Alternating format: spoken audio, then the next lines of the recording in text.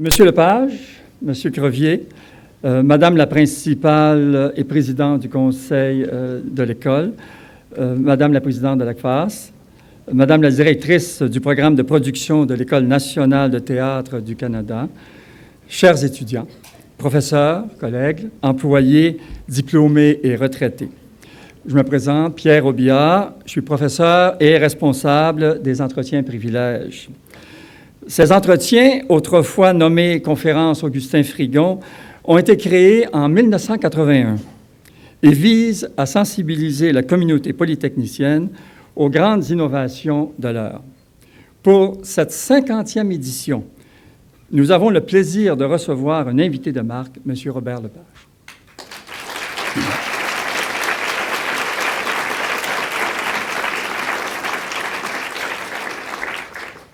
Pour présenter M. Lepage, il faut faire preuve d'innovation créative, puisqu'il n'existe pas de mots pour décrire l'éventail de ses compétences. Il brille avec éclat au théâtre, autant comme auteur que comme comédien. Il excelle à la fois au théâtre d'avant-garde, avec des réalisations comme Pic, présenté récemment au Théâtre de la Tohu à Montréal, et au théâtre classique, avec des œuvres shakespeariennes qu'il a dirigées lui-même à Londres. Il a touché de sa baguette magique le cirque avec K à Las Vegas et de sa baguette de chef l'opéra avec la trilogie de Wagner au Met de New York. Il a créé la firme Ex Machina pour jouer à fond l'innovation dans le techno-artistique. Il réalise pour le 400e anniversaire de la Ville de Québec le Moulin à images, qui est la plus grande projection architecturale à ce jour. Au nombre de ses multiples prix et doctorats honorifiques, M. Lepage détient le très prestigieux prix Eugene McDermott, décerné par le Conseil des arts du MIT. M. Lepage a le don de pouvoir mener de front plusieurs œuvres créatives. Pendant qu'il travaille sur un projet, les idées mijotent sur les autres. Entre Paris et Barcelone, où on joue actuellement sa création 887, M. Lepage a généreusement accepté de participer aux entretiens privilèges. Il rencontre aujourd'hui 4 étudiants au cycle supérieur de Polytechnique, Christine Beaulieu, Mélik Bouhadra, Bruno Blais et Marion Cussin. Ils tenteront de découvrir si cette créativité peut s'appliquer dans un contexte scientifique. Avant de débuter, je tiens à remercier M. Alain Grenier, journaliste et animateur de l'émission Second Regard à Radio-Canada, d'avoir accepté d'agir à titre de modérateur et catalyseur de cet entretien. À vous la parole.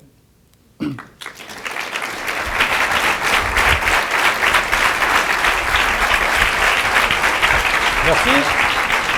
Oui.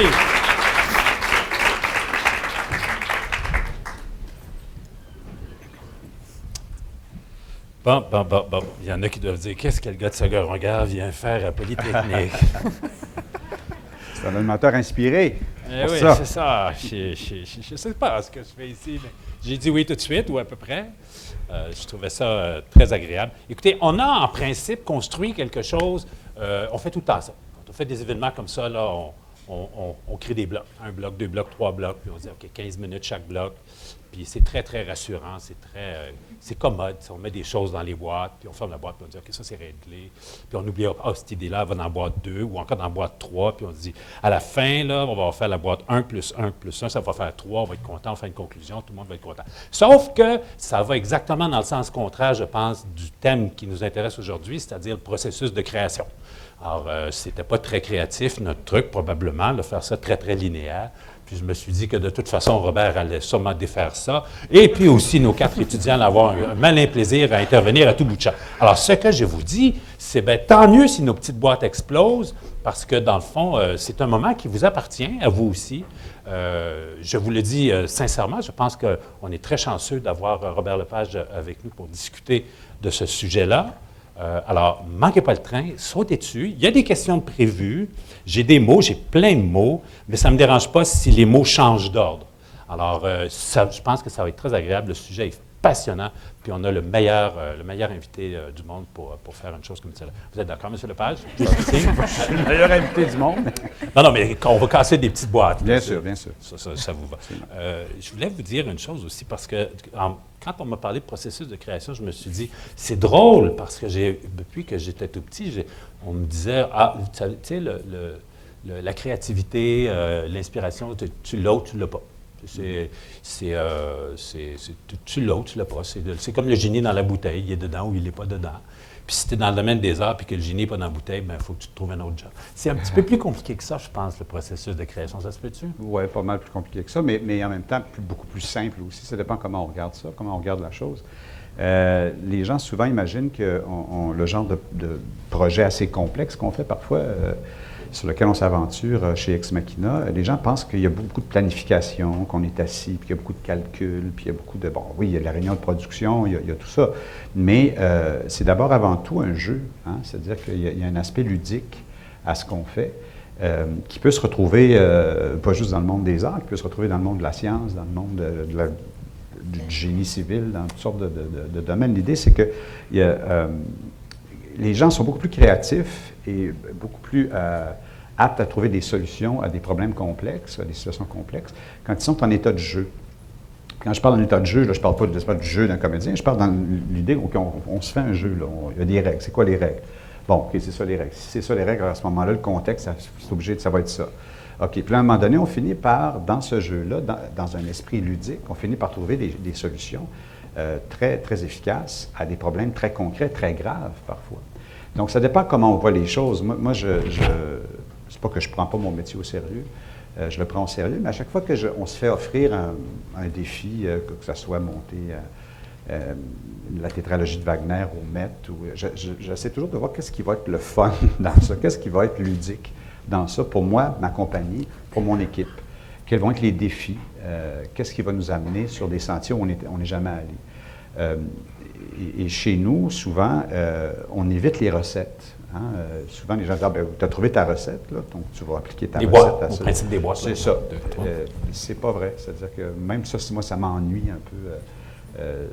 Bon, oui, une recette peut resservir si ça donne, mais j'aime bien, moi, c'est d'étudier la chose dans ce qu'elle a de particulier. On dit, OK, on est sur un nouveau projet, une nouvelle chose. C'est quoi les règles de ce jeu-là? OK. Puis, à un moment donné, on les nomme, puis on s'amuse avec, puis on trouve des règles qui ne sont pas nécessairement dans le cadre qui a été imposé. Alors, j'ai ici 4 complices qui ont vraiment des bonnes questions. Je pense que vous allez beaucoup aimer ça. Qu'est-ce que vous diriez qu'on commence par Marion? Ce serait une bonne idée, Marion? Oui. On pourrait commencer par toi. Oui. Première question, vas-y. OK. Alors, on parle souvent de la créativité dans un contexte artistique, mais comme vous l'avez mentionné, la créativité existe dans bien d'autres domaines, le génie, la technologie, et j'en passe. Alors, pour vous, est-ce qu'il existe une seule créativité? Non, je ne pense pas. Et moi, ce que j'aime beaucoup, surtout dans le domaine de la création artistique, c'est que très souvent, on va se nourrir ou on va récupérer quelque chose qui a été créé dans un autre domaine. Bon, par exemple, c'est un exemple un peu banal, mais dans les années 70, sur la base militaire Valcartier, il y avait une spécialité. Les gens avaient inventé un nouveau truc qui s'appelait la lumière infrarouge. C'est-à-dire que les gens pouvaient, dans ce temps-là, la lumière infrarouge, c'est juste une petite affaire qui était montée sur une carabine, puis c'était fait pour tuer, finalement. C'était là. Bon. Alors, c'est difficile d'imaginer comment cet objet-là, qui a été inventé pour tuer, pouvait évidemment servir à faire de la poésie. Et donc, c'est-à-dire que l'artiste, lui, se doit de prendre ces outils-là et voir qu'est-ce qu'il peut faire avec. Alors, l'infrarouge est devenu quelque chose dans le monde de la scène, dans le monde des arts de la scène et du cirque et de la danse. Tout ça est devenu un objet où on fait... Bon, d'abord, ça a été les régisseurs, les techniciens qui se sont emparés de ça parce que quand il y avait un noir sur scène et qu'on ne voulait pas surprendre le comédien en train de changer ou en train de changer le décor, il fallait voir dans le noir, il fallait voir si c'était prêt ou pas. Donc, on allait, nous, à Valcartier, demander aux gens, est-ce qu'on peut emprunter votre gun? Okay. Puis on s'installait dans la cabine de régie, puis c'était surréaliste. Puis là, tu avais le régisseur qui était là avec sa carabine, qui n'était pas chargé, mais qui regardait tout ça, qui disait, OK, Marie Tifo est sorti de scène, là, il est sorti de scène, et puis là, OK, puis là, on rallumait la lumière. Ce qui fait que ça a commencé par des techniciens qui, eux, se sont intéressés à cette chose-là. Puis là, lentement, les gens disent, attends un petit peu, l'infrarouge, on pourrait s'en servir pour ça, on pourrait s'en servir. Et plus tard, dans tout le monde de la vidéo interactive et de l'intégration des nouvelles technologies, dans un théâtre peut-être plus visuel ou plus technologique, l'infrarouge joue un rôle capital aujourd'hui. Bon, là, c'est juste un petit exemple, mais c'est beaucoup comme ça. Ce qui fait que, je pense, si on veut être à l'avant-garde, pas pour être à l'avant-garde, pour être l'avant-garde parce qu'on veut raconter des histoires, puis on veut mieux les raconter, il faut s'intéresser à ce qui se fait dans le domaine scientifique, dans le domaine technologique. Il faut s'intéresser à toute forme de découverte. Puis c'est ça. Est-ce que vous êtes conscient des liens que vous faites entre les différents domaines dans votre processus créatif, ou est-ce que c'est a posteriori que vous dites « Oh, j'ai utilisé telle technologie ou telle chose qui vient d'un autre domaine » ? C'est-à-dire que je force pas la main à ça. C'est-à-dire que je ne m'applique pas à essayer d'être interdisciplinaire, si on veut, avec le monde technologique. Je suis simplement ouvert d'esprit sur cette chose-là. C'est-à-dire que j'ai pas peur de ça. J'ai pas peur de ce que les nouvelles technologies vont apporter. Alors souvent, dans le monde culturel, les gens ont peur. Les gens ont peur des machines, ils ont peur de la technologie. Et c'est vrai que souvent, quand c'est mal utilisé, ça éclipse le propos, ça éclipse ça. Je suis d'accord qu'il y a toujours un danger d'utiliser ces... Mais moi, je me dis toujours, un nouvel outil technologique c'est comme un nouveau pot de peinture. Hein, qui est offert. Ça nous permet, on raconte toujours les mêmes histoires, finalement, mais là, ça va nous permettre peut-être de mieux exprimer une chose qui n'a pas encore été exprimée. L'impressionnisme, là, au 19e siècle, fin du 19e siècle, ça vient exactement de ça. Tout à coup, on invente l'acrylique. C'est une peinture qui n'est pas chère, donc tout le monde peut se la payer. Mais malheureusement, son problème, c'est qu'elle sèche vite comparé à l'huile. Donc, on peut juste faire des impressions. Hein, on peut juste peindre et ça sèche tout de suite. Tu dis, bon, ben c'est ça mon tableau. Bon. Donc, ça crée un mouvement qui s'appelle l'impressionnisme. Donc, c'est pas rien. Et ça, c'est vraiment une innovation chimique, technologique, là, mais qui vient complètement changer comment les artistes perçoivent la création artistique. Alors moi, je suis très, très, très sensible à ça. Bruno, tu voulais parler de musculature, je crois. Merci. Je sais pas, c'est juste le message. Justement, on dit souvent que la créativité, c'est un muscle qui s'entretient, que plus on est créatif, plus on crée, plus on est capable de créer. Si vous aviez un conseil à donner à un jeune ingénieur ou à un chercheur pour entretenir sa créativité ou la stimuler, ça serait quoi? Bien, de ne pas penser à son problème. Souvent, c'est ça. Puis on parlait un petit peu de ça avant que ça commence. C'est-à-dire que souvent, nous, en création, on va avoir des deadlines, des échéances, pardon. Et ça dépend comment on utilise son temps, ses ressources, son énergie, son cerveau. Très souvent, nous, ce qu'on fait, c'est qu'on va développer un projet, et plutôt que répéter, par exemple, 8 semaines d'affilée, on va prendre 2 semaines là-dessus, on va répéter. On va développer des personnages, des histoires, des choses. Puis après ça, bonsoir, la visite, tout le monde s'en va, tout le monde va travailler sur d'autres choses. On n'y pense plus. Gagner sa vie, quoi. Allez gagner votre vie, faites autre chose, puis on se revoit dans 3-4 mois. 3-4 mois, on revient, mais entre-temps, le subconscient a fait un travail énorme, a fait des liens que tu ne peux pas faire consciemment. Puis c'est pas parce que j'en ai fumé du bon, là, ça marche vraiment. C'est parce que le cerveau, c'est comme tout ordinateur. Hein, tu fais de la programmation, puis à un moment donné, bon, tu fermes l'ordinateur, puis là, il y a tout comment on appelle ça en français? Le rendering. Hein? Le rendu. Le rendu. Alors voilà. Alors pendant la nuit, il y a tout un rendu qui se passe. Le rendu, il n'y a pas besoin de nous. Il n'y a pas besoin qu'on soit là, qu'on soit conscient. Le rendu, lui, il fait des liens, il attache les choses ensemble, il bloque là aussi, il y a des blocages, il débloque des choses qui étaient bloquées, il fait tout ça, le rendu. Et en créativité, c'est ça. Donc, n'importe qui peu importe le domaine, tu travailles sur une chose, tu fais ta recherche, tu t'acharnes, mais quand ça bloque vraiment, mets-le de côté, passe à autre chose, va faire autre chose. Travaille sur un autre projet, et sûrement que tu vas trouver la réponse de ça dans un autre projet ou sur une autre chose. Puis il y a une chose aussi, je ne sais pas si ça va, mais il faut faire un petit dessin. On aime ça, les concours de dessin. Oui, non, mais c'est pas un dessin très élaboré. Okay. Mais très souvent, la solution n'est pas où on pense qu'elle est. Puis souvent, on a des blocages. Vous connaissez peut-être ce petit jeu-là. Là. Bon, c'est ça, tout le monde le connaît, c'est à Polytechnique. Non, moi, je le connais. Continue, je le connais. Ah ouais, faire la dent. Non, mais l'idée, c'est ça. Moi, c'est une chose, une fois que parce que moi, j'ai partagé une chambre d'enfant quand j'étais jeune avec un frère plus vieux que moi qui avait une collection de Playboy. Et ce qui explique beaucoup de choses. Et non, mais Playboy, il y avait des sections quand même très intéressantes. Des textes. Qui faisaient évoluer un peu là. Et entre autres, il y avait ce jeu-là, qui est très intéressant parce que ce que c'est que, bon, le jeu, c'est, faut faire 4 lignes droites et réussir à relier tous les points sans lever le crayon du Oui, papier. je me rappelle de ça. Je n'étais pas bien Bon. bon dans ça. Alors, évidemment, tout le monde fait ça. 1, 2, 3.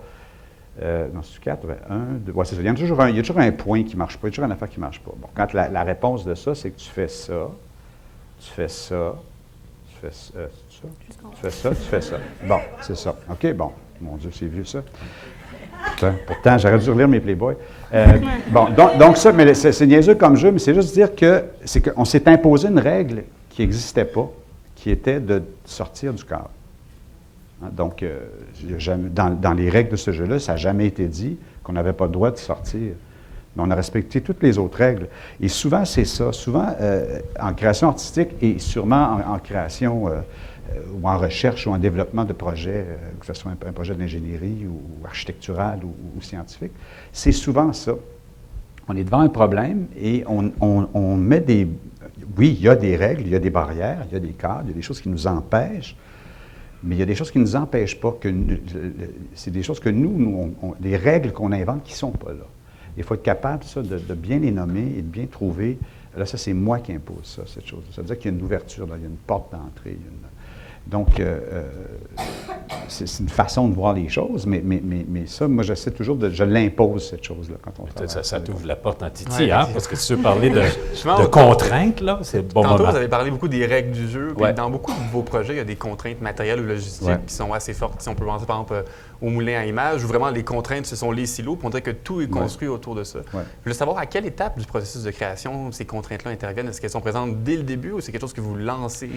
Oui, c'est ça. C'est par exprès C'est ou dès le pas? début. Non, mais c'est ça, mais c'est dès le début. Moi, à un moment donné, j'ai travaillé sur une version d'Hamlet. J'ai fait un one-man Hamlet, là, que j'ai regretté après, je n'étais pas capable de le jouer. Mais bon, ça, c'est une autre histoire. Mais il y avait une chose que j'ai découvert, par exemple, à propos de Hamlet, c'est que, bon, Hamlet, c'est la grande pièce de Shakespeare. C'est la plus grande pièce de Shakespeare, peut-être la plus grande pièce de tous les temps, et c'est une pièce où il y a beaucoup de soliloques, beaucoup de grands monologues et de monologues qui sont passés à l'histoire. Quand les gens parlent, on pense au théâtre, on pense à « to be or not to be ». Hein, c'est le grand... Bon, c'est une révolution, là, ce monologue-là. Là. C'est l'homme qui... c'est un monologue existentiel. C'est un grand chef-d'œuvre, tout ça. Alors, on peut imaginer une chose. On peut imaginer que Shakespeare, c'est un grand artiste inspiré qui est dans sa tour d'ivoire, qui est avec sa plume, qu'on a vu dans Shakespeare in Love, puis qui est là, puis qui fait ça. On peut imaginer que c'est ça. Alors, si c'est ça, tant mieux pour lui. Mais c'est pas comme ça que ça s'est passé. Probablement pas comme ça que ça s'est passé. C'est que Shakespeare, c'était un homme de théâtre, puis il y avait des changements de décor à faire, des changements de costumes, puis il y avait des budgets, puis il y avait tout ça à vivre. Avant de penser To Be or Not To Be, là, il fallait qu'il change de décor. Il y avait 25 personnes sur scène, c'est des convives dans une fête.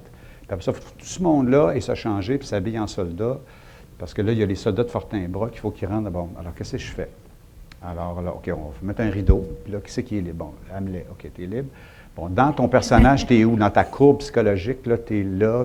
Bon, on va te donner un couteau, mettons que tu as envie de te suicider, puis on va en avant, va, dis, être ou ne pas être, dis ça. Vas-y. Mais c'est ça. Alors, mais c'est la contrainte de, bon, il faut que ça prenne tant de temps, j'ai tant de monde à changer de costume, il faut changer un décor, il ne faut pas que ça fasse de bruit, il faut que ça se passe là, pas là. Il y a des milliers de contraintes. Et c'est tout ça qui fait To Be or Not To Be. OK? Et ça, il faut accepter ça. Il faut accepter que Shakespeare, ce n'est pas un génie romantique, que ce n'est pas le gars avec la plume puis qui fait Ça, c'est ça qui est entretenu dans le monde du théâtre, beaucoup dans le monde de la littérature, que c'est ça, écrire. Écrire, c'est la muse. Oublie ça, c'est pratique. C'est quoi qu'on fait, là? Bon, c'est quoi l'histoire qu'on raconte? C'est quoi qu'on veut dire? Bon, combien ça coûte? OK. Combien de temps qu'on a pour ça? OK. Bon, et c'est tout ça qui va, à un moment donné, faire sortir... Bon, il y a l'énergie du désespoir aussi, mais ça, c'est une autre histoire. mais il y a surtout ça, ce moment extraordinaire où il y a un moment de poésie que tu n'as jamais vu venir. qui est plein de ce que tu as envie de dire, qui est plein de ce qui est essentiel à dire dans la pièce, mais qui est venu du contexte, qui est venu du jeu, justement. Des blocs Lego qui étaient là, puis il faut que tu fasses avec les blocs. Mais dans le cas de Robert Lepage, ça va un peu plus loin que ça. Comme je te disais, j'habitais juste en face des silos de la Bungie, mais vraiment en face. Là. Alors, Robert Lepage a habité ma chambre à coucher puis mon salon. J'ai été là pendant 1 an et des poussières. J'ai habité ta chambre à coucher. Ben oui, tous les soirs, ça partait cette affaire-là. C'est enregistré, ça, on ça est va dans sur le Facebook demain. On est dans le mode. Puis je me disais, c'est drôle, parce que je n'ai pas pensé sur le coup. La première fois que je le vois, je suis hypnotisé, comme tous les gens de Québec qui sont là. On regarde ça sur la Bungie, le moulin, ça part, puis on se dit « Wow, c'est quelque chose d'incroyable », puis on s'en parle après. Après ça, je me suis dit « Mais tu fais exprès, tu choisis le building le plus laid en ville, difficile parce qu'il y a des rondeurs là-dessus. » Mais est-ce qu'on fait parfois, Robert Lepage, exprès pour trouver des contraintes qui donnent une règle? Bien, les contraintes vont être beaucoup plus intéressantes. C'est-à-dire que le moulin à images, qui est intéressant, c'est que la Bungie, effectivement, c'est tout sauf un écran blanc plat. Oui. Bon, les gens qui font des projections, le monde du cinéma, le monde de la projection, les gens veulent ça, là, une belle surface. Oui, ça, c'est bien. Mais c'est bien plus intéressant quand comment on va faire. Puis ça vient avec, encore une fois, ses règles. Il y a aussi ses vertus. Ça vient avec plein de vertus, plein de choses. Fait que les silos, à un moment donné, on s'est dit, ça peut être des rouleaux, ça peut être ça. Ça veut dire que ça va participer au langage narratif de ce qu'on veut dire. Et même à la création. Ça va être tout sauf un écran blanc. C'était complètement accidenté, cette chose-là. Ça venait avec plein de problèmes, tout ça.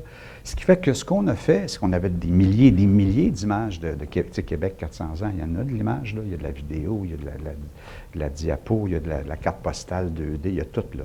Bon. Alors, pendant 1 an, on essayait du linge. C'est ça qu'on a fait. C'est que tu avais cet animal étrange qui était comme ça, puis on essayait des images. Puis on disait, t'as un peu, ça marche. Ça marche, ça fit. Ah oui, puis en plus, si on le met là. Alors, ce qui fait que faut que tu écoutes, faut que tu aies l'humilité d'écouter ton sujet et non pas de dire, je vais faire mon show. Si tu fais ça, tu t'en sors pas. Tu vas essayer d'imposer ta vision à une chose qui ne la reçoit pas. Mais si tu pars de l'objet, si tu l'as choisi, l'objet, c'est parce qu'il vient avec tous ses défauts, mais il vient avec toutes ses promesses aussi, puis il vient avec toutes ses surprises, puis il vient avec il va t'apprendre plein de choses. Tu sais, la Bungie, on a appris plein de choses. Elle nous a appris plein de choses, cette affreuse, cette laideur-là qu'on a voulu transformer en quelque chose d'éloquent et d'élégant. Ah oui, puis finalement, moi, je fais souvent là en vélo, je passe dans ce coin-là, puis à chaque fois, je la vois, puis je me dis, c'est plus le même building, hein, c'est plus... je le trouve pas laid, finalement. Non, c'est ça, c'est devenu, pendant un temps, c'est devenu... Il y a des gens qui prennent des photos de cette affaire-là maintenant, quand tu viens à Québec, tu fais... Oui, ça... Pas sûr que c'est... Maintenant qu'il n'y a plus rien dessus.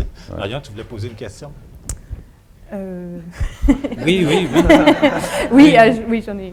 Alors là, on a parlé beaucoup des contraintes, logistiques, matérielles, mais par rapport aux contraintes temporelles, comment vous fonctionnez? Parce que nous, par exemple, au baccalauréat, on est beaucoup pressé dans le temps, on a des échéanciers assez serrés entre les examens, les livrables à remettre, alors qu'une fois qu'on arrive en recherche, tout d'un coup, on n'a plus de date limite. Alors, je me demandais, vous, comment vous fonctionnez avec les contraintes temporelles et c'est quoi le lien, en fait, entre la productivité et la créativité? C'est sûr que nous, le fait qu'on ait une date limite de présentation dans les arts de la scène. Dans les arts de la scène, là, quand tu dis le spectacle commence le 12 décembre 2015, il commence le 12 décembre 2015, tu as vendu des billets. Ce que ça va te coûter de rembourser si tu n'es pas prêt. Il y a une affaire qui vient avec le couperet ou la guillotine de la première. Bon, le cinéma n'a pas ça. Le cinéma promet qu'à l'automne 2016, Star Wars 18, oui, mais il pourrait aussi retarder, puis ça ne changera rien. Ça fait partie d'une affaire de marketing, c'est tout un autre jeu qui joue. Et même chose en littérature, le livre est publié quand il est prêt. Donc, les arts de la scène ont ça de particulier que tu convoques des foules. Alors, il faut que ça soit prêt. Moi, j'ai de la difficulté. Moi, je ne compterai pas tous mes problèmes avec les architectes de ma maison puis les rénovations que je suis en train de faire. Mais il n'y a personne qui livre. J'ai jamais vu ça. Personne livre. Tout le monde a toujours... Tu fais une petite salle de bain grosse comme ça. Puis, ouais, mais c'est parce que mon fournisseur m'a lâché. Puis, il y a toujours une affaire qui fait que les gens ne livrent pas. Mais au théâtre, tu fais avec ton fournisseur. Il faut trouver une solution. Il faut que tu s'en fasses une affaire positive, créative. Il faut que tu... alors, c'est pour ça que moi, je trouve que l'avantage des arts de la scène, c'est qu'il faut que tu livres. Tu ne peux pas faire autrement. Économiquement, tu ne peux pas faire autrement. C'est une catastrophe si tu ne livres pas. Bon. Puis pas juste une catastrophe sur le plan économique, c'est ton public, les gens qui suivent ton travail, les gens qui voulaient passer une bonne soirée. Je veux dire, bon, donc, il y a ça. Ensuite, il y a comment tu utilises ton temps de répétition. Nous, ce qu'on fait, c'est qu'on travaille à long terme, souvent. C'est que, l'exemple que je donne toujours, c'est qu'on crée peut-être des choses en 8 semaines, ou à peu près 8 à 10 semaines. Mais disons 8 semaines, on prend l'exemple.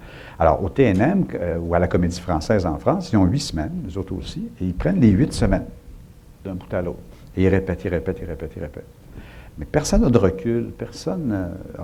ce que tu vas voir finalement, si tu es chanceux, c'est un bon spectacle répété pendant 8 semaines. Nous, on prend ce temps-là et on l'étale sur 2 ans. Alors, on va travailler, comme je disais, à un moment donné, on fait des rencontres de 5 jours. On s'assoit, on fait des impros, on discute, on fait des dessins. Bon, OK, bon, je pense que le thème ou l'idée générale, ça risque d'être ça. Merci, bonsoir. Tout le monde s'en va, des fois 6 mois. On se revoit. Là, on travaille 2 semaines. Puis à la fin du 2 semaines, on se force à faire une présentation publique qui n'est pas officielle. On appelle une répétition publique. Et ça nous oblige à organiser nos idées, à les concrétiser, à les prototyper. Et ça, c'était très, très important, le prototypage, dans ce qu'on fait. Bon, là, on fait ça. Puis là, on a un public. Puis là, le public fait « Ouais, ça, j'ai pas compris. » C'est un public d'amis ou c'est un public... sorte de monde, des gens, des observateurs, des gens qui... Personne de la presse, personne des médias. Ça, c'est ça.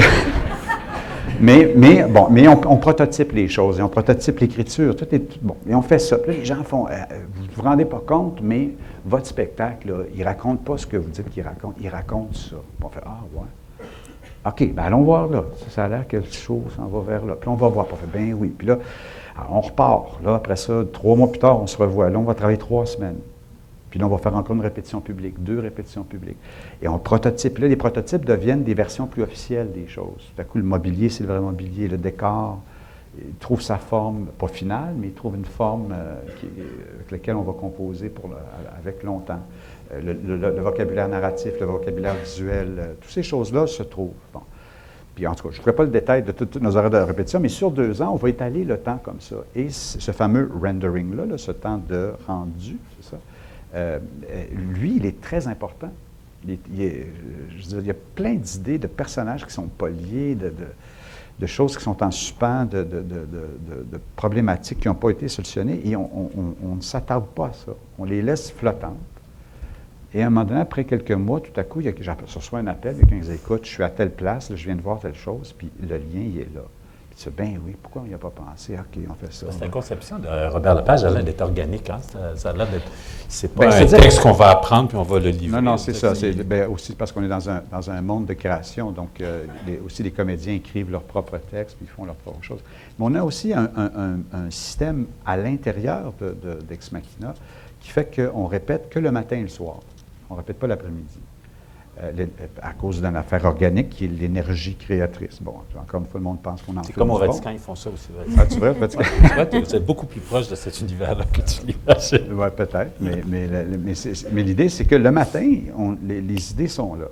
On est là, puis alors, tout le monde, on discute autour de la table, on se lève, on fait des impros, on trouve des personnages, des affaires de ça, on dit « OK, ça, c'est une bonne idée. Mais là, pour pouvoir l'essayer, il faut qu'on l'essaye pour de vrai. Là. On va tous s'en aller faire notre lavage, puis aller chez le banquier, puis aller faire des siestes. Puis pendant ce temps-là, il y a toute une équipe de création qui rentre, des techniciens, des charpentiers, des menuisiers qui rentrent, puis eux autres, ils construisent des prototypes de ce qui a été évoqué le matin. Alors, le soir, on arrive, et là, les choses sont là. Puis on a des prototypes, puis là, on essaye l'idée. Puis là, le soir, les gens sont dans une forme extraordinaire. Mentalement, physiquement, c'est l'énergie du soir, c'est notre affaire. Alors ça, bon, c'est évidemment, tout ça est...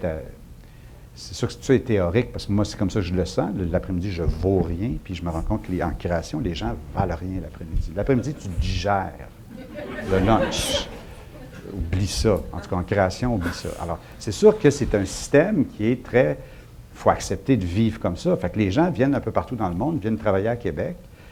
Ils travaillent le matin avec nous. L'après-midi, ils font ce qu'ils ont à faire, tout ça. Puis le soir, ils ne peuvent pas aller voir de show, ils ne peuvent pas sortir parce qu'on travaille le soir. Bon, fait que c'est sûr que tu rentres un peu en retraite fermée d'une certaine façon, mais c'est pour 5 jours, c'est pour 2 semaines. C'est pas pour 8 semaines tout d'un bout. Fait que ça se prend en plus. Ce qui fait que ce sont tous ces petites propositions de façon de travailler, de façon de réfléchir à ce qu'on fait, qui fait qu'à un moment donné, ça devient organique et très rapidement, on a des résultats. Très, très vite, on a des choses. Très, très vite, on vérifie les choses. C'est fascinant. Christine? Bien, juste par rapport à ça, justement, vous croyez que c'est important de rapidement aller construire quelque chose de concret pour continuer avec les idées, parce que juste réfléchir dans le vide comme ça tourne en rond? Bien, c'est ça. C'est-à-dire que moi, je trouve qu'il faut que les idées soient incarnées, parce que les idées c'est bien tout l'aspect intellectuel. Je crois beaucoup à ça. Là. Moi, les débats, trouver des idées intéressantes, le choc des idées, tout ça, c'est parfait, mais tout ça ne veut rien dire si ce n'est pas mis en laboratoire. Pas mis en laboratoire, ça veut dire qu'il faut qu'il y ait des choses en 3D, concrètes, sculptables, pour qu'il y ait des erreurs, pour qu'il y ait des chocs, pour qu'il y ait des trouvailles, pour qu'il y ait des choses. Et ça, il y a beaucoup de ça. Malheureusement, ce que je trouve, c'est que l'ancienne façon d'écrire le théâtre, par exemple, ou d'écrire le cinéma, c'est qu'on s'assoit et on écrit. Puis on présume que ça va être ça.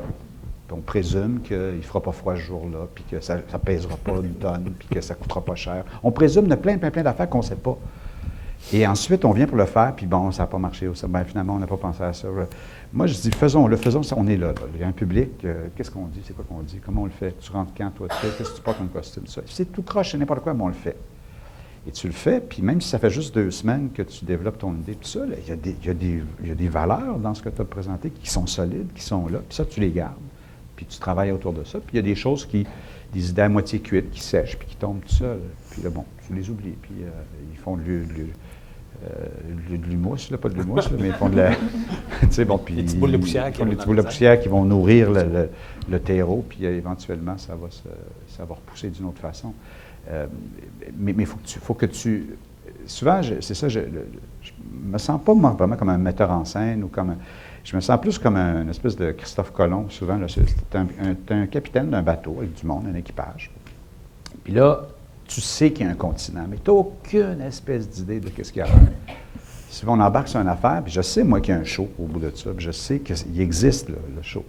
La rencontre des personnalités, les artistes qui sont là, tout le monde qui est là, ça, là, c'est sûr qu'il y a une affaire dans le futur qui est là, puis c'est un continent, on ne sait pas comment il s'appelle, on ne sait pas quelle forme qu'il a, mais il y en a un. Donc, le capitaine, c'est pas où il sait à peu près où il s'en va. C'est ça, exactement. C'est-à-dire qu'un capitaine, un capitaine, c'est quelqu'un qui sait où il s'en va, mais un Christophe Colomb, c'est quelqu'un qui ne sait pas où il s'en va, mais qui sait que la foi. Puis c'est ça la différence. Puis moi, c'est ça que j'aime, c'est qu'on passe des aventures, puis on ne sait pas où ça va aller, mais je sais que ça s'en va quelque part. Puis là, le monde se décourage, puis on va puis on fait ça pour rien. Non, on ne tombera pas, là.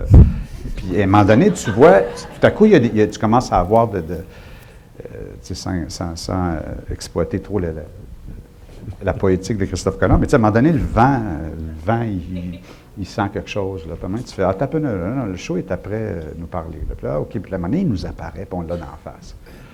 Puis ça, c'est extraordinaire. Puis tu n'as aucune idée de ce qu'il va avoir là, puis tout à coup, il t'apparaît, puis il y a cette forme-là, puis là, alors c'est excitant, c'est une aventure extraordinaire.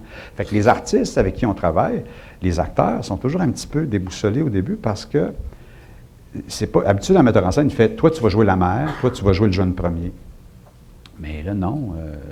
Les gens disent « Qu'est-ce que je joue? Je ne sais pas. » La réponse est toujours « Je ne sais pas. » Alors, un acteur, à un moment donné, après 2 semaines, il fait « Ben là, tu fais ben non, mais ce que tu vas jouer une chose que tu n'as jamais jouée, c'est sûr. Tu vas jouer parce que s'il n'y a personne qui t'impose que tu vas jouer, tu vas jouer une affaire que tu as à jouer. Mais ça veut dire que les gens ont une totale confiance. Absolument, c'est ça. Christophe Colomb qui est au Ex Machina. Il faut vraiment avoir confiance. Absolument, il faut qu'il y ait confiance. Mais ça aussi, ça fait partie de la chose. Les gens, souvent, il y a des artistes qui ont un casting pour telle chose, alors ils vont jouer ça toute leur vie, mais peut-être que ce n'est pas ça qu'ils ont à jouer. Ils ont peut-être une affaire beaucoup plus riche à jouer, beaucoup plus proche de ce qu'ils sont. Mais ça, c'est juste un processus de création libre et libérateur qui va le révéler, ça. C'est pas un metteur en scène qui fait « Toi, tu vas jouer la mère. » Toi, tu as une question. Oui, j'aimerais revenir sur l'aspect technologique de vos œuvres. Oui. Comment est-ce qu'elle atterrit dans vos projets? Donc, est-ce que vous avez une idée du résultat artistique ou visuel que vous voulez obtenir? puis vous regardez sur le marché s'il y a une technologie qui vous permettrait d'y arriver, ou il y a une technologie qui vous fascine, puis vous tentez de lui trouver une utilité artistique? Bien, très souvent, nous, on a la prétention d'essayer d'inventer des technologies. Bon, pour se rendre compte qu'elle existe déjà quelque part. Fait que là, on appelle le gars, puis on dit, on peut-tu t'emprunter ton affaire? Ou peux-tu venir nous voir? Mais souvent, c'est comme ça que ça commence. C'est-à-dire qu'on fait une chose, puis on fait, s'il y avait une technologie qui existait, qui ferait ça, puis qui ferait ça, puis qui ferait ça, puis il y a toujours quelqu'un, un whiz kid, là, dans l'équipe, qui fait, ouais, mais ça, j'ai vu ça, moi, à New York. Ah ouais, c'est qui ce gars-là, puis c'est quoi son nom? Puis on l'appelle. Puis là, on y va. Puis là, souvent, ce qui arrive, c'est que ces gens-là viennent avec leur nouvelle technologie qui est pleine de promesses, tout ça, mais ils ne savent pas à quoi l'appliquer. Ils ne savent pas. Puis nous autres, on dit, bien là, on vient de l'appliquer sur nous autres. Là. On a quelque chose qui est en phase avec ton idée, qui va l'aider à exploser. En ce moment, on a, je fais de la pub un peu, 2 secondes, c'est que, non, c'est parce que, c'est justement parce que tu parles d'innovation technologique, puis à partir de quand on décide de l'utiliser, c'est qu'on a plein de projets, on a des centaines de projets Ex Machina de toutes sortes qui sont étalés dans le temps, tout ça, où on n'a pas trouvé toute la forme de ça, ou la technologie qui va être employée, tout ça. Bon, c'est des choses qui sont flottantes. Alors, on fait des meetings, puis bon, on fait du brainstorming, tout ça. Puis, à partir de lundi, à la Grande Bibliothèque ici, en fait, il ne faut pas dire la Grande Bibliothèque, il faut dire la Banque des Archives nationales, la bibliothèque, banque. Fait que c'est quoi? Bibliothèque, c'est quoi? Mais c'est quoi le B? C'est-tu banque ou bibliothèque? Bibliothèque. C'est bibliothèque, c'est pas banque? Ouais. Ça fait banque, oui. Ça fait banque aussi. Mais donc, la bibliothèque, nous, on fait, c'est leur 10e anniversaire, puis ils nous ont commandé une affaire il y a 1 an et demi. Bon, je ne compterai pas tous les aléas de cette chose-là, puis on avait une idée. Alors, on commençait à développer un concept, une idée, tout ça. Mais on n'avait pas comme trouvé la chose qui allait. On n'a pas trouvé le langage, le vocabulaire, justement, les règles du jeu, là, quand je disais qu'il faut que ça soit ludique, tout ça. On avait des idées, tout ça, mais c'était comme un peu. Puis à un moment donné, il y a 3 whiz kids de Montréal qui travaillent dans le monde technologique, qui sont venus nous faire une démo d'une affaire, sans que ça soit lié à quoi que ce soit. Ils disaient, regardez, nous autres, on est en train de travailler sur une nouvelle affaire, puis ça s'appelle Oculus Rift, puis ça permet de faire tu te mets ça sur la tête, puis c'est comme si tu étais là, puis faire tout ça. Puis là, à un moment donné, il y a un petit élément de ça qui a fait un lien avec une des idées qu'on avait eues sur le projet. Puis on a fait, attends un peu, peut-être c'est ça, le vocabulaire pour raconter ce qu'on veut dire. Puis c'était vraiment, c'est comme si on les avait appelés. Là, puis on dit, attends un peu, est-ce que ça pourrait s'appliquer dans tel cas? Est-ce qu'il faut absolument aller tourner dans les lieux? Est-ce qu'on peut faire des choses en studio? Puis on a posé toutes les bonnes questions. Puis là, finalement, cette nouvelle technologie-là, on n'est pas les premiers à l'utiliser, mais à Montréal, on est dans les premiers. Puis je pense que le projet qu'on fait à la bibliothèque en ce moment, c'est si on veut, la démonstration la plus élaborée de cette technologie-là, j'oserais dire, en Amérique du Nord, en tout cas. Là. Ça commence lundi. Et c'est une affaire, et c'est ce qui est le fun, c'est que moi, je ne connais pas ça. Alors, j'ai une gang de monde autour de moi, Ex Machina, qui font « Attends un peu, là, ça doit marcher, puis c'est peut-être compatible avec telle affaire. » Puis tout le monde embarque là-dedans. Ce qui fait que leur objet qu'ils ont inventé, c'est ce nouvel outil-là, qui est très, très prometteur. En ce moment, il est dans les mains des gens qui font des jeux vidéo, puis dans les mains de Hollywood, qui veulent faire du cinéma, du cinéma réalité. Mais il n'y a personne de ce monde-là qui sait comment utiliser ça, parce que c'est du monde qui travaille sur des petits ordinateurs comme ça, puis qui font du 3D, puis qui font ça. Nous, on fait du théâtre, nous, on fait de l'espace, nous, on fait rentrer des comédiens par là, puis on attire l'attention du public par là. Nous, on a tout un vocabulaire pour développer cette affaire-là. Donc, je ne dis pas qu'on est les seuls à savoir l'utiliser, mais on peut apporter quelque chose à cette technologie-là. S'il n'y a pas d'échange, si on fait juste utiliser une nouvelle technologie dans un sens, ça va nulle part. Il faut qu'on soit capable de redonner. Il faut qu'on soit capable.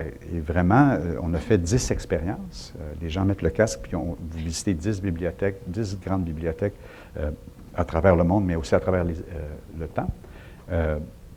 Les gens font la visite, puis c'est 10 façons différentes d'utiliser cette chose-là. Donc, on aura au moins, on ne sera peut-être pas ceux qui vont faire du cash avec ça dans le futur, mais on va quand même avoir été parmi ceux qui ont contribué. Puis on est du monde de théâtre, là.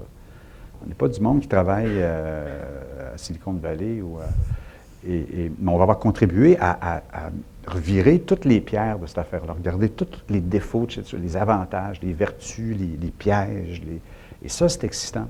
Et tu as l'impression d'être dans un endroit où tu es complètement dépaysé, mais en même temps, tu trouves tes repères, tu fais « OK, un peu, ça peut-être comme ça, peut-être comme ça ». Alors, donc ça, c'est justement un exemple mais on a l'impression toujours que ces choses-là se présentent à nous.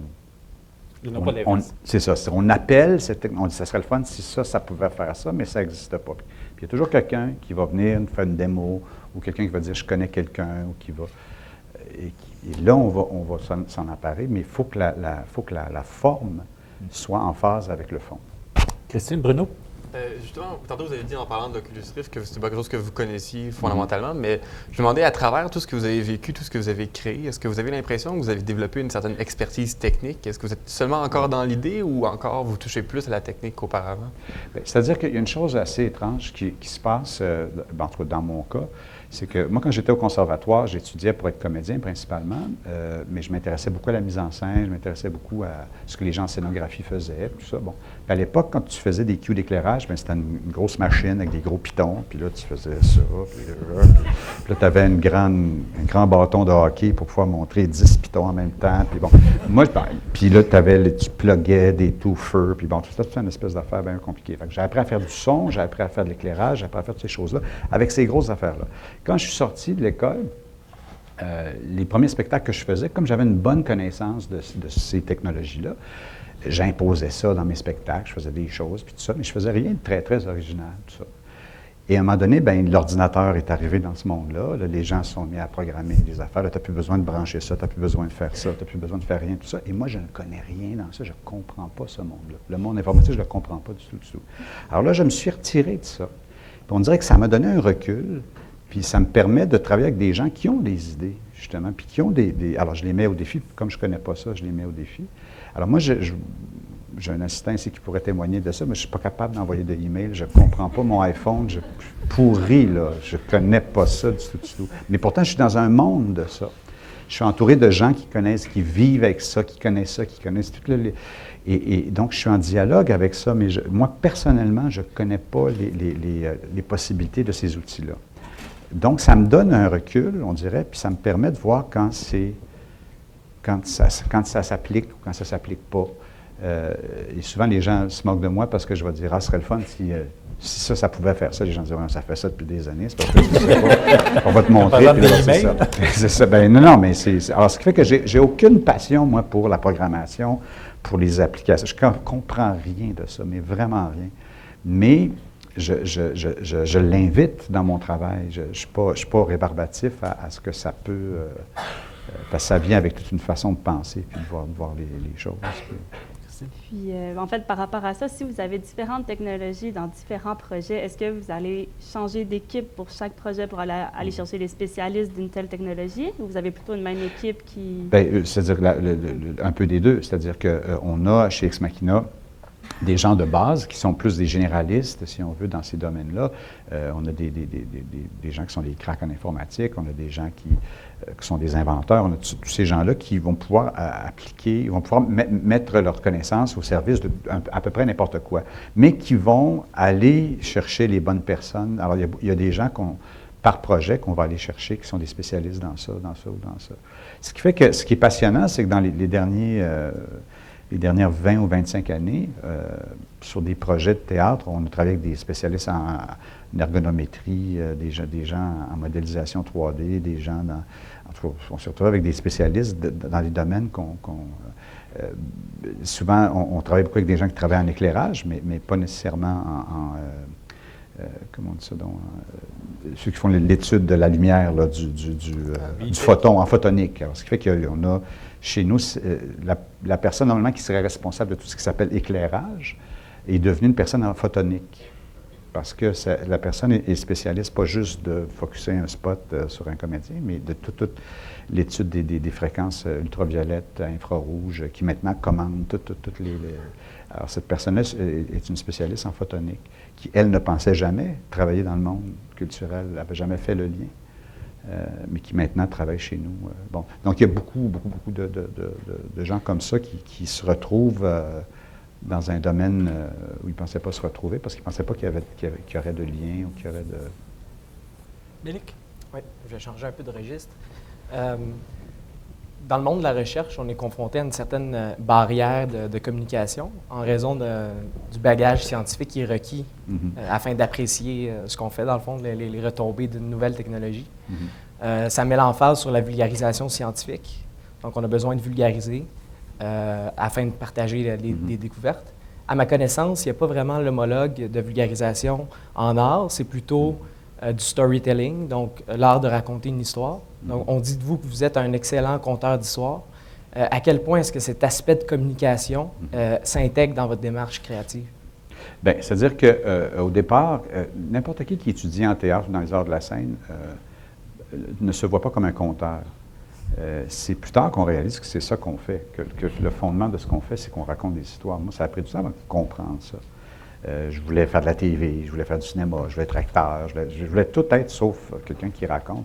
Et au bout du compte, être acteur, faire de la TV, c'est parce que tu as une histoire à raconter, tu as un message à passer, tu as des choses à communiquer. Mais la grande différence, bon, peut-être que ça, j'entrais dans des sphères un peu... peut-être un peu trop personnel, mais qui va vous intéresser, M. Perrin. C'est que aujourd'hui, les gens parlent beaucoup de communication, justement. Les gens parlent de ce que tu transmets à travers une communication. Bon, ça peut être la communication avec des outils technologiques comme des caméras, bon, le monde du canné, là, ce qu'on enregistre, le monde de l'information, la télévision, les médias sociaux. Tout ça, c'est de l'information. On s'informe, on communique, de la communication. Ce qu'il y a de spécial dans les arts de la scène, c'est que oui, il y a de la communication, mais il y a plus de la communion. C'est de la communion. Hein? Je savais que ça allait vous... Oui, ça vient de ça. Vous avez entendu une cloche? Votre auréole, tout à coup. Non, mais c'est une chose, c'est très, très tangible, ça. Bon, il faut peut-être être comédien ou jouer dans ce monde-là, mais la communion, là, c'est une façon de communiquer des choses bien différentes que la communication ou que l'information. La communion, là, c'est une chose très, très, très importante que les médias sociaux sont en train de tirer dans les vidanges, là, mais qu'il faut revenir à ça, il faut revenir à la communion. En Europe, après la Deuxième Guerre mondiale, quand il fallait reconstruire les villes, bon, une des premières choses que les gens reconstruisaient, c'était les théâtres, parce qu'à l'époque, c'était là que les gens pouvaient communier. Les gens venaient, s'assoyaient, regardaient une histoire, et il se passait quelque chose là, dans ce rassemblement-là, dans cette communion d'esprit-là. On est tous ensemble, live, puis on regarde quelque chose, et la personne nous raconte une histoire ou fait état d'une tragédie ou d'une comédie, et on réagit tous à ça, et on contribue tous à cette chose-là. Ça, c'est la communion. Et ça, c'est une chose, c'est que tu comprends les choses d'une façon très différente quand tu communies que quand tu communiques. Alors, j'ai l'air de jouer avec les mots, tout ça, mais je vous jure que c'est une chose qui est très, très, très concrète. Moi, c'est pour ça que je crois au pouvoir encore du live. Excusez-moi, j'ai l'impression de parler anglais un matin, pourtant. Du direct, il se passe une chose, entre nous aujourd'hui, qui ne peut pas se passer si moi je suis enregistré puis que je... Hein, ça ne se peut pas, là. C'est pas alors, je vais vous communiquer des choses sur la vidéo, mais là, je partage des choses avec vous. C'est très différent. Je sais que des fois, la différence est mince, là, mais c'est très important, la communion. Puis la communion, ce que ça veut dire, c'est que ça veut dire que tu peux agir. C'est-à-dire que si tous ensemble, on s'en va au cinéma voir Retour vers le futur 3, là, hein, on va rester dans le lit, bon, on s'assoit, qu'on rit aux larmes, qu'on crie, qu'on chahute, qu'on lance de notre popcorn, ça ne changera rien à ce qu'il y a sur l'écran. Notre présence n'a aucun pouvoir.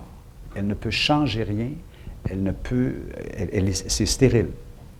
Mais si on est au théâtre, ou au ballet, ou à l'opéra, tout ça, et qu'on n'est pas d'accord, ou qu'on est d'accord, ou qu'on veut supporter, ou qu'on veut dire oui, ou qu'on veut dire « Ah, je me reconnais », ça a un pouvoir. Ça a un pouvoir énorme. Ça change les gens qui sont sur la scène. Ça nous change. C'est ça, la communion. C'est pour ça que moi, bon, ça ne veut pas dire qu'on réussit tout le temps, là. La qualité d'une communion, là, je dis, c'est relatif, tout ça, là. On essaye tous de l'atteindre, puis on ne l'atteint pas souvent, tu sais, puis des fois, par miracle, il y a une communion qui s'établit. Bon. Mais c'est une vraie chose. Puis je fais assez de spectacles et je joue assez au théâtre. Je fais assez de shows de cirque, puis de rock'n'roll, puis de choses comme ça, qui sont des événements en direct, pour vous dire que ça existe, ça.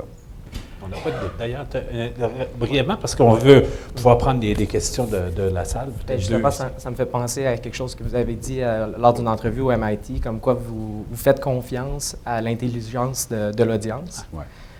Donc, j'imagine que ça rentre dans la communion. Mais est-ce que c'est déjà arrivé que vous avez regretté parce que ils n'ont pas suivi votre fil conducteur? Bien, je suis arrivé une couple de fois, mais c'est pas grave, ça.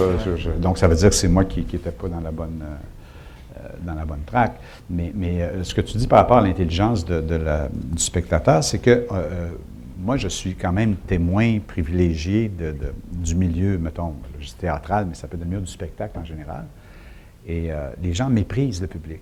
Et son premier interlocuteur, un artiste, là, ou un raconteur, ou un danseur, ou un chanteur de rock'n'roll, peu importe, Céline Dion, whoever, là, son premier interlocuteur, toujours dans les arts de la scène, c'est le public. C'est si le public comprend ou pas, s'il est touché ou pas, ou bon, c'est ça. Et la plupart de ces gens-là ont un mépris profond de son interlocuteur. Et je dis, pourquoi ils ont un mépris? Ils pensent que le public n'est pas intelligent. Ils ne comprennent rien. Bon, si tu plate à soi, c'est parce que c'est pas un bon public. C'est quoi ça, pas un bon public? Tu as le public que tu as. Le public, il est là. Tu veux faire ça, tu es là. Si c'est ton public, il est là. Il a payé, il est là. Donc, c'est quoi? C'est quoi l'affaire? Et là, il faut que tu sois assez habile, il faut que tu aies assez d'humilité pour communiquer avec le public qui est là, peu importe qui il est, peu importe l'âge, sa composition, tout ça. Alors, le public n'est pas nécessairement cultivé, c'est vrai. Le public n'a pas nécessairement d'instruction, c'est vrai. Le public n'a souvent pas les références des spectacles qu'on fait, parce qu'on fait des spectacles d'époque ou je ne sais pas quoi. Pourquoi ils auraient les références du roi du Cambodge de 1600, quelque chose? Pourquoi? Bon. Donc, ça se peut que le public soit ignorant de beaucoup de choses, mais il est toujours intelligent. Et ça, l'intelligence, c'est une affaire très précise. Et le plus beau des spectacles, c'est le spectacle de l'intelligence. Et quand tu es avec le spectateur, il ne faut pas que tu viennes te dire « Moi, je connais ça, vous ne connaissez pas ça ». C'est ça la mort du théâtre. C'est quand tu rentres là, tu dis « Moi, j'ai fait ma recherche, moi, je connais ça, toi, tu ne connais pas ça, moi, te le dire, c'est quoi ». Oublie ça. Il faut que tu rentres comme quelqu'un qui ne connaît pas ça, comme quelqu'un qui sait des choses, puis on va partager, puis on va passer par votre imagination pour y aller. Puis là, tu fais ça. Puis là, tu embarques le public. Puis il faut que le public soit comme ça. Il faut qu'il soit actif. Dès qu'il est comme ça, là, c'est mortel. Alors moi, ce que je trouve difficile souvent, c'est que... tous de vous mettre sur le Non, mais ce que je veux dire, c'est que souvent, je vais au théâtre, puis il y a un quatrième mur qui est super épais. Et le monde, les acteurs, ça souffle, puis ils sont là, puis ça pleure. Puis là, on est tout assis là, puis là, on fait tout, hey, ça a l'air d'être dur, ça. Hey, il est bon, quel bon acteur, gars, il pleure. Mais ça ne nous intéresse pas. C'est leur affaire. Et puis en plus, les gens jouent, comme dans Vladimir, dérangez-nous pas, là, c'est dur à jouer, là, ce qu'on fait là. Tout ne sait pas. Tu sais, 12 février, là, tout ne sait pas que personne. Il faut que je me concentre. Voyons donc. Il faut que ça soit ouvert, il faut que le jeu soit ouvert, il faut que la communication se passe, il faut que l'émotion soit dans la salle, pas sur la scène. Puis ça, c'est une affaire, et ça, c'est pas avec le public que je me bats là, avec cette idée-là, c'est avec le monde qui font du spectacle live. Le dire, hey, bonhomme, c'est là qu'elle est l'émotion, c'est pas ici. Ici, oui, il peut y en avoir, là, de l'émotion, mais c'est pas ça qui est important. Ce qui est important, c'est que les gens soient là, que les gens soient allumés, que les gens se sentent intelligents. Que les gens sentent que tu leur parles, puis qu'ils ils vont partir de leur référence à eux, puis ils vont essayer de rentrer dans ton affaire. Il faut qu'ils soient accrochés à ce que tu fais. Il faut qu'ils soient émus, il faut qu'ils soient... il ne faut pas qu'ils soient juste entertainés. Là, et souvent, les gens disent « Ah, les gens viennent au théâtre pour se divertir, puis ils ne veulent pas penser. » Les gens veulent penser, ils veulent désespérément penser. Ils ont des jobs qui les empêchent de penser. C'est la même chose que faire du gym. Tu passes ta journée assis, tu es là, tu fais ça. Fait que là, à 5 heures, tu vas chez Nautilus, il faut que mon corps me serve à quelque chose, je passe ma journée comme ça. Bon. Mais c'est la même chose pour l'intelligence. Les gens ont souvent des métiers où l'intelligence n'est pas sollicitée. Alors, ils veulent, c'est pour ça qu'ils vont au spectacle. C'est pour ça qu'ils vont voir des shows d'humour, puis ils font « Hey, es-tu assez intelligent, Martin Matt? Hey, c'est-tu assez intelligent? » Parce qu'ils se sentent intelligents, puis ils aiment l'intelligence. Ils aiment se sentir intelligents, et c'est ça qu'il faut entretenir. Et je trouve qu'on est dans une culture de l'ignorance. On est dans une grosse culture où on pense qu'il faut vendre les choses, il faut niveler les choses par la base. Les gens ne comprendront pas, les gens ne l'achèteront pas, c'est trop compliqué pour le public. Voyons donc, le public suivra. Tu sais. Vous avez suivi de toute évidence. Alors, c'est le moment où on a 10 minutes ou à peu près, quelque chose comme ça. Je sais que je défonce un peu les cadres, le temps, c'est-à-dire, mais bon, je ne sais pas si vous l'avez remarqué, mais les petites boîtes ont toutes sauté parce que c'est le fun, hein? C'est plus le fun quand on a des petites boîtes. Alors, on va prendre 2-3 questions. Oui, s'il vous plaît, si vous pouviez nous dire qui vous êtes, puis il y a un micro juste derrière vous, si vous pouviez y aller, ça va peut-être nous faciliter la vie. J'ai une bonne voix. Ah oui? Ah, OK. Bonjour.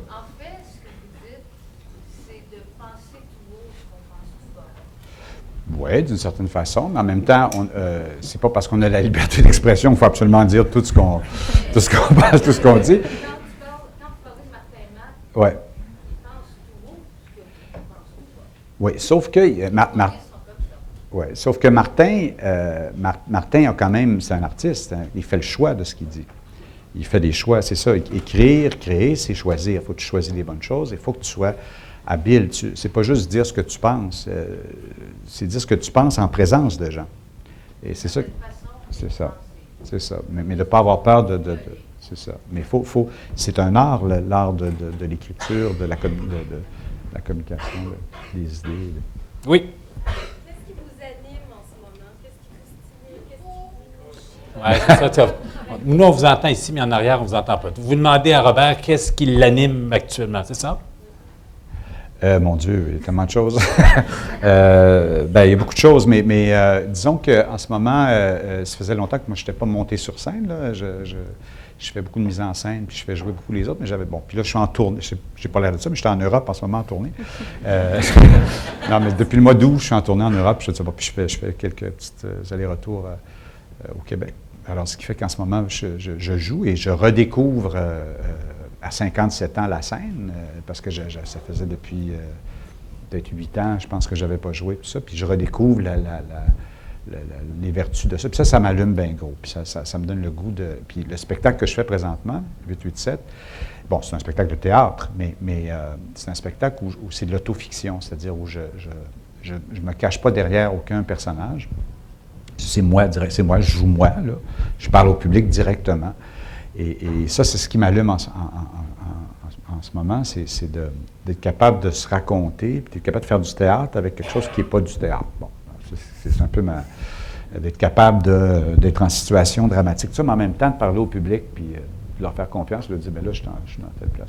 Puis là, je suis à faire du théâtre, mais en même temps, pas être dans le théâtre. Ça c'est la transparence de ce fameux 4e mur-là que je parlais tout à l'heure. Ça, c'est en ce moment mon affaire. Quelqu'un là-bas? Oui, ici? Oui. Ah, oui. Pardon, allez-y. Je ne levais pas les yeux. Merci.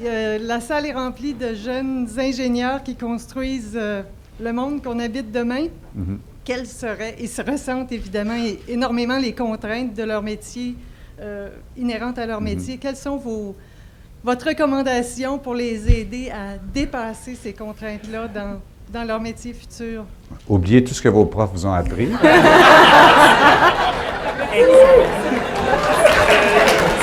Non, mais je dis ça de façon positive. Là. Je ne dis pas ça pour... je dis ça dans le sens qu'il y a une grande... Créer une image. Non, mais c'est parce qu'il y a une phrase, moi, de Picasso qui m'a toujours intrigué. Je n'ai jamais compris ce qu'il voulait dire. Puis à un moment donné, j'ai compris ce qu'il voulait dire. Il dit, en art, il faut tuer le père. Il faut tuer le père.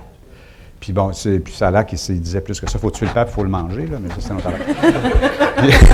Alors, puis il allait plus loin même. Il le digérait, etc., etc. Puis je ne sais même pourquoi il dit ça. Il faut tuer le père, il faut tuer le père, il faut tuer le père. Puis à un moment donné, moi, pas mon vrai père, là, mais moi, disons, mon père artistique, celui qui m'a mis au monde, là, tout ça, je ne dirais pas c'est qui. Je me suis rendu compte que ce que je faisais, je le faisais pour lui, pour son approbation à lui, pour que succès, pas succès, ça n'avait pas d'importance tant que lui ne disait pas « c'est correct, c'est cool ». Parce que c'est quelqu'un qui m'a mis au monde, c'est quelqu'un qui m'a appris tout ce que je sais, c'est quelqu'un qui m'a allumé à tout ce qu'il faut. Alors, j'ai fait ça pendant 8 ans. Puis à un moment donné, j'ai fait, ben voyons donc, je me suis mis à faire des choses, pas pour lui, parce que j'ai changé de ville. J'ai été beaucoup à Québec longtemps, puis à un moment donné, j'ai eu un petit hiatus de 4 ans à Montréal. Eh oui. Est-ce que M. Labaume sait ça? Non, il ne sait pas, il ne faut pas lui dire. On va garder ça. Mais j'ai eu un appartement 5 ans à Montréal, mais disons que j'en ai vécu 3 vraiment à Montréal. Et pendant ce temps-là, ce qui fait que lui, il n'était pas là pour approuver mon affaire. Fait que là, je me faisais approuver par d'autres mondes qui, pourtant, eux autres prônaient le contraire. Et je me suis rendu compte que c'était beaucoup plus relatif que ça, puis que c'était à moi de choisir. Ce qui fait que je l'ai comme tué. J'ai comme fait, bon, ben merci de ce que tu m'as. Et maintenant, je te mange. OK, puis et je te réinvente et je laisse tomber les choses. Bon, puis, et ça, c'est important, je pense, dans le. Mais c'est pas une petite chose. Sortez des écoles, faites ce qu'on vous a appris, mais aussi, dès que vous pouvez, là, bang, bang, t'es mort. Let's go. Tu sais, let's trouver votre sauce, trouver votre affaire, trouver votre. Il n'y a personne qui détient et les professeurs ne sont que des accélérateurs de particules. C'est que des accélérateurs qui font avancer très, très, très vite, mais après ça, c'est pas des gens qui détiennent et qui ne sont pas au fait de ce qui s'en vient aussi, des nouveaux défis, de comment le monde va complètement basculer dans une autre direction, dépendant justement des découvertes. Bon. On va prendre ceux qui sont là, puis après ça, on va devoir terminer, je crois. Une autre question seulement? Bon Dieu, alors on va tirer pile ou face. Okay? Peut-être on n'a pas fait ce micro-là, donc on va à ce micro-là. Bonjour, très intéressant, très inspirant tout ça. Et, mon nom est Marie-France, je travaille au bureau de la recherche à l'École polytechnique. Puis j'essaie de transposer ça à mon travail. Nous, notre contrainte, on parle de certaines contraintes. La contrainte en recherche, c'est l'argent. Mm-hmm. Là, j'essaie puis je vais réfléchir avec vous, comment expliquer à nos organismes pensionnaires qu'on voit une île, on ne sait pas trop comment on va y aller, mais on veut de l'argent pour ça. Ouais. Puis tu sais, ce qu'on appelle les subventions non dirigées, là, où est-ce que le chercheur peut être créatif, il y en a de moins en moins. Alors, comment garder cette créativité-là dans ce contexte? Il ne faut peut-être pas demander à ces gens-là de... Non, mais je dis ça, c'est parce que nous, c'est comme ça que ça fonctionne. Nous, on a compris assez tôt que, en règle générale, les gens qui font de la création, qui font du théâtre, sont subventionnés à 60 % par le provincial, 40 % par le fédéral. Puis dans une grosse ville comme Montréal, tu as de l'argent de Montréal. Mais c'est comme ça. Ça, c'est le modèle. Mais nous, ça représente 12 % de notre chiffre d'affaires. Okay. Tout le reste, on est allé ailleurs. On a trouvé d'autres façons de se financer. On a fait des partenariats. On est allé dans des pays où il y avait des sous pour ça. Il faut aller voir les gens qui croient à l'idée et non pas essayer de convaincre les gens d'une idée auquel ils ne croient pas. Bon, je sais que je ne vous aide pas beaucoup dans votre demande de subvention, mais je vais aller vous voir, je pense. Ouais. mais nous, dès le départ, c'est très important de sortir du modèle qui est imposé ici. La culture, ça se finance comme ça. Merci, bonsoir. Non. Il faut trouver une façon de se sortir de ça. Des technologies intéressantes pour vous. Oui, sûrement. Non, on doit s'arrêter là, mais moi, ce que je remarque là, dans tout ce que j'entends de Robert Lepage, c'est le respect, l'immense respect de Robert Lepage à l'endroit de l'œuvre qui devient quelque chose d'organique et de vivant. Je ne l'avais pas vu comme ça. Je ne vois pas nécessairement la production théâtrale, cinématographique ou même dans mon domaine télévisuel comme ça. Il y a quelque chose de très enrichissant dans... Mais bref, je voulais surtout dire, merci beaucoup, Robert Lepage. Bien, merci.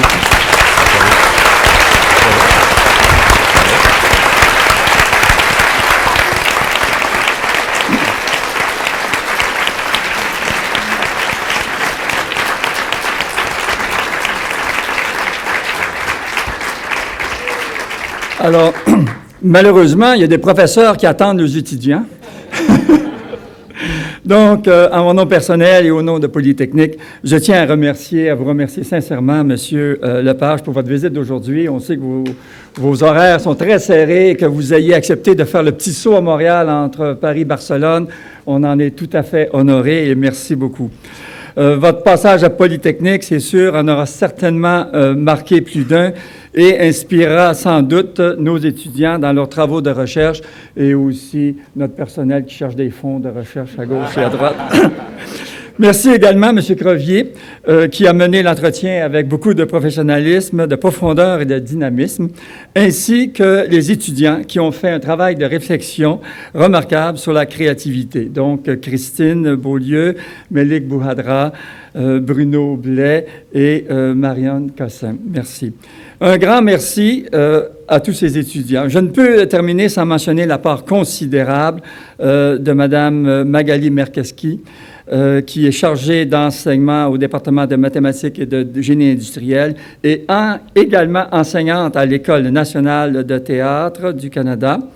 Madame Florence Morin-Bernard, qui est une diplômée de Polytechnique en génie mécanique et qui a été notre heureux contact avec Monsieur Lepage. Un merci aussi également à Madame Sophie Morin, qui est chargée de cours en créativité pour la préparation de nos étudiants. Et finalement, un merci tout à fait spécial à Virginie Ferland pour l'organisation et la logistique de cet événement que, vous devinez, a tout de même été assez important. Donc, sincère merci à tous ces gens et à vous tous d'être venus. Encore une fois, merci, M. Lepage.